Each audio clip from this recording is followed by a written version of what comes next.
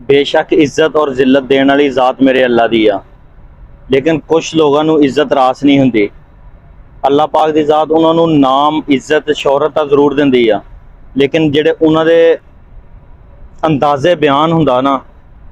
ਵੀ ਉਹ ਕਿਸੇ ਟਾਈਮ ਹੀ ਕੋਈ ਅਲਫਾਜ਼ ਕੱਢਦੇ ਆ ਨਾ, ਉਹ ਇਸ ਚੀਜ਼ ਨੂੰ ਆਪਣੀ ਔਕਾਤ ਨੂੰ ਭੁੱਲ ਜਾਂਦੇ ਆ ਕਿ ਜਿਸ ਜ਼ਾਤ ਨੇ ਇਹ ਸਭ ਕੁਝ ਦਿੱਤਾ ਉਹ ਵਾਪਸ ਵੀ ਲੈ ਸਕਦੀ ਆ। मतलब कि तकब्बुराना अंदाज, अगले बंदे नूं हकीर समझना, इस कदर उस बंदे नूं हकीर समझना, और अल्लाह दे अजाब तो नहीं डरदे हैगे जिन्हें ये सब कुछ दिता ना वो वापस भी लै सकदा। अल्लाह जानदा जिंदगी इन्नी मुश्किल है ना, सच नूं कोई मनदा नहीं, झूठ ते हर बंदा ही यकीन करदा। किसी बंदे नूं सच कह दिओ ना, कोई भी सच्ची गल उन्होंने दसो, अगों कहते चल फिल्म ना सुना। हालांकि जी फिल्म देखते हैं ना तो फिल्म देख भी रहे होंगे आ, तो फिर कहते देख यार कैसी प्यारी फिल्म आ, तो हकीकत नूं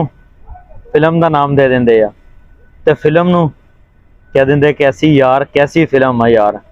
क्या कमाल स्टोरी बनाई है। तो हालांकि हकीकत नूं मनण ते राजी नहीं है, जबकि जो हकीकत है ना तो फिल्म नूं हकीकत समझते आ, हकीकत नूं फिल्म समझते आ, हकीकत नूं फिल्म समझते आ, ते जिहड़ी सही गल हुंदी आ उहनूं कहंदे चल यार ड्रामे ना कर, ते गल तां उत्थे ही आ जांदी आ, वो फिल्म है ड्रामा।